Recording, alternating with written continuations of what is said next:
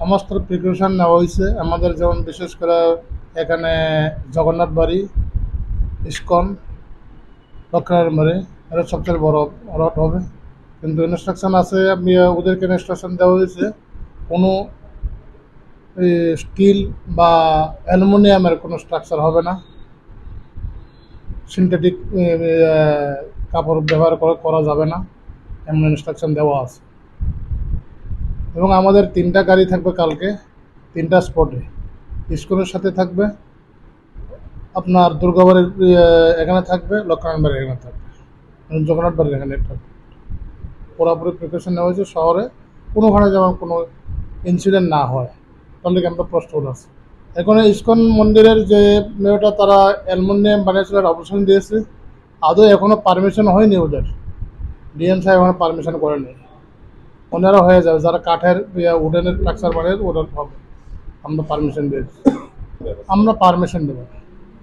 এখনো পারমিশন হয়নি, কোনো রথেরই পারমিশন না, কোনো আগরতলা শহরে কোনো রথেরই পারমিশন দেওয়া হয়নি, আপনাদের ফায়ার ফায়ার তরফ থেকে দেওয়া হয়নি। আমরা অবজেকশন দিয়েছি, যেহেতু অ্যালুমিনিয়াম স্টিল ব্যবহার করা হয়েছে, সে কারণে আমরা পারমিশন দিইনি।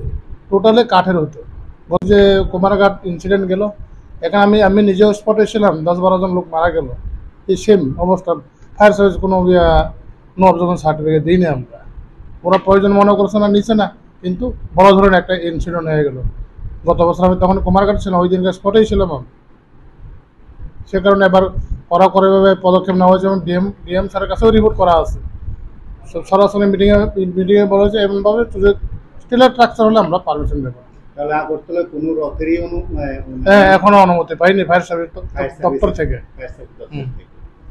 তাহলে কি আজ অনুমতি দেওয়া সম্ভব হবে না আগামীকাল দেওয়া হবে? না, একদিন সময় পরশুদিন আমাদের মিটিং এসে ডিএম অফিসে, ডিএম এর কনফারেন্স হলে তখন একদিন সময় দেওয়া হয়েছে, যদি আপনারা কাঠের যদি পারেন স্ট্রাকচার বানান, আমরা পারমিশন দিয়ে হবে না, আমরা পারমিশন দেবো না।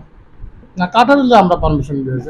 লোহার উপরে কাঠ ব্যবহার করতেছে, মানে প্লাইউড ব্যবহার করছেন এমন ইনস্ট্রাকশন দেওয়া হয়েছে কালকে, ইমার্জেন্সি তো, হ্যাঁ, সে কারণে। কিন্তু ইলেকট্রিক ব্যবহার করা যাবে না।